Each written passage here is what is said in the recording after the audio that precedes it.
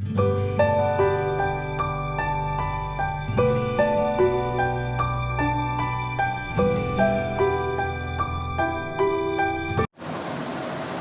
dear students, welcome to your SST class. So yesterday we have started with the reading portion of the lesson number 8 of history, that is the first empire and Ashoka. We have discussed the difference between empire and kingdom.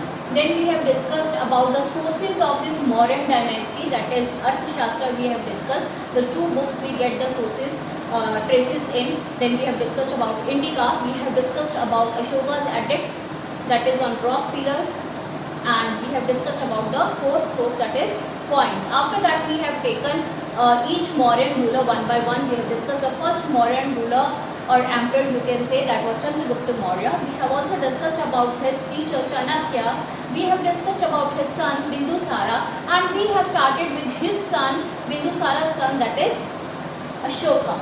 We have discussed the kingdoms which he has established by conquering the various parts in India and abroad, that is Afghanistan, Pakistan, then in Indian parts also, even the Kalinga, which was not under any modern control. So he even conquered that. And how did Kalinga war bring a change in his life, that he becomes a Buddhist and follower of his Dhamma. So this much we have read yesterday. So let's study in detail about Ashoka's Dhamma today, right? So let's see. Open your books on page number 59. Everything has been explained to you, but simply we need to mark some objective questions that can come from the various paragraphs. So let's take it once again. So the first line has one objective question for you. The word Dhamma is equivalent to Sanskrit word Dharma. So it has been similar word to the Sanskrit word with Sanskrit word Dharma. Question can be there, and what is Dhamma meaning? So please underline, it is a Pali word which means religious duty. Ashoka's Dhamma did not involve worship of a god. Please underline, what were the sayings in Dhamma? Some principles in Dhamma. It does not say worship of a god or performance of a sacrifice. So it is just against the practice of sacrifice or worship of a god, as the many religions today say. He felt that he is an emperor, so he must instruct his subjects like a father who tries to teach his children a moral code. So he wanted that, being a fatherly figure, since he was an emperor and he just considered all his, you can say, his subjects or his Raja as his children. So he thought that, like a father, he should instruct his subjects about the moral duties, about the moral code of conduct, and he just wanted to learn his subjects that there should not be any sacrifice or there should not be any worshipping of God. Then what should they do? How should they behave? How should they lead their moral life? So it was inspired by the teachings of the Buddha. Ashoka appointed officials who were also known as Dhamma Mahamad. So again an objective question, what were the officials of Ashoka known as? So what will be your answer? They were known as Dhamma Mahamad. Please underline the two words Dhamma Mahamad. Okay? They went from place to place teaching people about Dhamma. And what was their job? What was their duties? They went from one place to another and they just taught the various people they came across about these principles that were just mentioned in his Dhamma. Through Dhamma, Ashoka wanted to instill the spirit of, please underline, what does he want the people to learn? Tolerance, non-violence, coexistence and respect for elders in the people. He asked his people to, please underline, 2 marks or even 3 marks question can be framed from here. Follow the path of ahimsa, speak the truth, respect other religions, obey the elders, practice charity towards the poor, be kind to all, including servants and even slaves, the 4th class category, the Dalits, the Shudras. Live together peacefully. सबके साथ प्यार से, शांति से रहो. There should be no war, no destruction to life and property. So all these are principles that are being mentioned in his Dhamma. Ashoka issued many rock edicts. Please underline something about his inscriptions now. How many pillars were there? How many inscriptions were there? We have all done. So please underline. Ashoka issued many rock edicts as well as rock edicts on which he engraved the principles of Dhamma. Whatever reforms he carried out and moral principles he encouraged, he engraved them on, please underline, 14 rock edicts were there and 7 pillar edicts were there. So a separate objective question can be framed from here. How many rock pillars and how many these pillars were there? How many rock edicts were there and how many pillar edicts were there? So rock edicts, it was 14, and pillar, it was 7 pillar edicts. This can be a question. The script now. What was the script used and in which language it was written? Please underline. The script of the most of the edicts is Brahmi and it is written in the common language that was spoken by all the people, that is Prakrit language. So another objective question. Most of the edicts were put in public places and where they were placed, please underline. In temples and in markets where a large number of citizens gathered so that everyone could learn it nicely. Just learn the moral values. He instructed his officials to read his messages to those could not read themselves. So that is why these officials were appointed, that even those people who cannot learn, cannot read or write, even these officials were given the duty of teaching those people who were illiterate, ignorant. These edicts are found now. Where are these found? That is also important. Please underline. Separate objective question. India, Nepal, Afghanistan and Pakistan. So this means outside India also.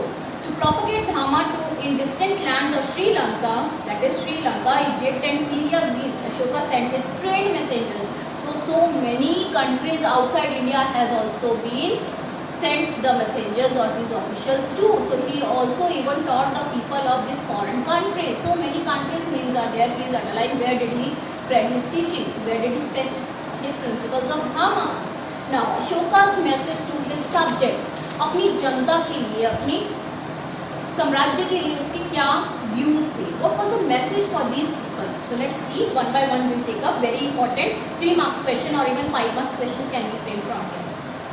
So no living creature shall be killed for sacrificial purposes. Living creature, be it man, that is human being, or be it animal, no one should be killed for the purpose of sacrifices. In the earlier period we have done, in the Vedic period, yajnas were very important and in that animal sacrifices were there. So he said no such sacrifices allowed. Formerly, scores of animals used to be slaughtered daily, that is killed daily, to provide meat to the king's kitchens. So even they used to eat meat. But now only 3 animals are being killed. So now what are these 3 animals? That can be a separate question. Please underline.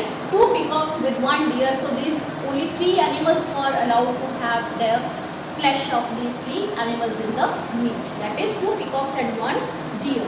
In future, even these shall not be killed. So there was restriction on the killing of even these 3 animals in the coming future. People follow various rituals and customs at different times when someone falls ill, when boys and girls marry, when a child is born, when they undertake a journey or etc. So it is just ritual. He says that the rituals that were being followed at every step of life, when there is a birth or when there is a death in the family or when there is a marriage of boy or a girl or when you are going out, stepping out from your home, so many rituals you perform. Like with dahi chini khilate hain, है ना? And other rituals are also there when there is a birth of a child, especially the birth of a boy in the family. So he was against all those rituals. Women especially observe many such meaningless rituals. Fasting, all the women, most of the time they are doing fast. They are doing fasting, so that is not required. These religious rituals can doubtless be performed, but one cannot expect to gain much from them. अगर आपका मन है तो करो, but ये उम्मीद मत रखो कि ऐसा कुछ करने से आपको उनसे कुछ fruit मिलेगा. So he was against all these false practices. But there are other rituals and customs which are more beneficial, he said. Now what are they? Respect for elders. So he gave more importance to respect for elders, right? Then behaving kindly towards slaves and laborers, treating all living creatures well and giving alms to Brahmins and Shravnas. Alms means मदद का हाथ उनकी तरफ बढ़ाना, जो कि specially priest हैं, Brahmins हैं, ठीक है, या फिर जिनको भी जरूरत है. ठीक है. Third point, there should be restraint in preaching one's faith. अपना धर्म का प्रचार करना, he was also against that. He said you should have faith in all the religions. All the religions are equal. It should not be like that you should only propagate your religion, your faith. Then exaggerating the virtues of one's faith or belittling the faith of others are both wrong. अपने धर्म को बढ़ावा देना, दूसरे के धर्म को कम छोटा समझना, that is also not good. So one should respect others' faiths at all time and in all ways. So this was even stressed by Ashoka and it was taught to his subjects.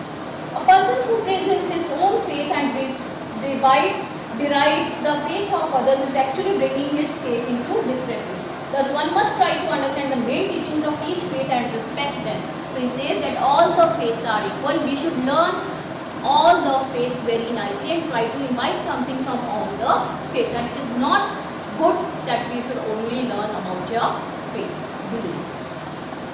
Ashoka spread his message to other kings as well and sought to befriend them. His envoys travelled with his message to Egypt, Greece, Sri Lanka and Turkey. So now these are the other countries he is talking of where he spread his message through his envoys, through his messengers, through his Dhamma Mahamats, through his officials, through his officers, which has been specially appointed for this purpose only by Ashoka. So this is something about the teachings to his subject. Ashoka became a follower of Buddhism. So he followed which religion? Buddhism. He provided all help to the Buddhist Sangh. We have already learned that there was a system of Sangh. So he all wholeheartedly provided his help to the Buddhist Sangh where the monasteries were being constructed.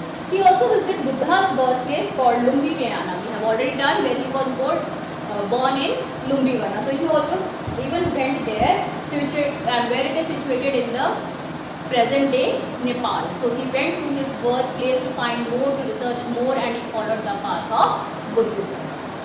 In spite of being a follower of Buddhism, Ashoka extended his support to all other faiths. He did not even blindly follow Buddhism, although he was a strict follower of Buddhism, but then he paid respect to all other religions and faiths also. He repeatedly made his subjects realize the need to understand the teachings of all the religions, and the same thing he taught to his subjects also. Then there are two multiple choice questions. Let's do that. Dhamma is a Pali word which means official duty, religious duty or social duty. So it is religious duty. Just now we have done. It is option number B according to your book. So please put a tick on option number B. Then you have dash were the appointed officers for the propagation of Dhamma. So what were they known as? Mahamata, Senapati or Dhamma Mahamat. So they were known as Dhamma Mahamat.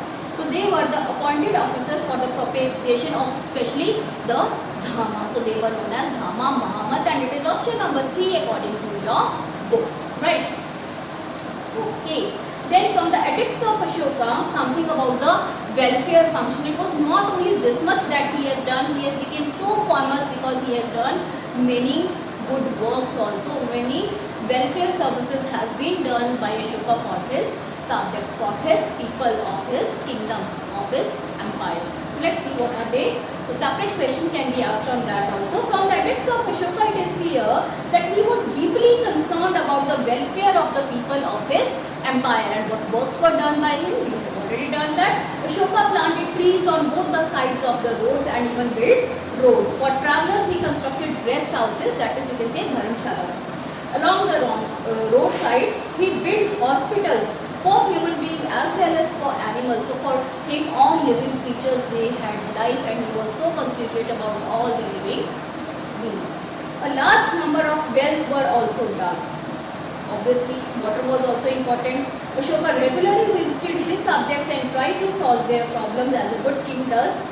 Ashoka did his best to ensure the happiness of the people of his empire. So he tried everything to ensure that happiness can be there in his empire, in his kingdom to the people.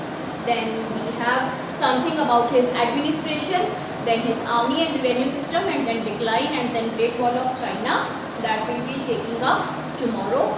So just learn whatever we have read today, and just try to mark all the objective questions.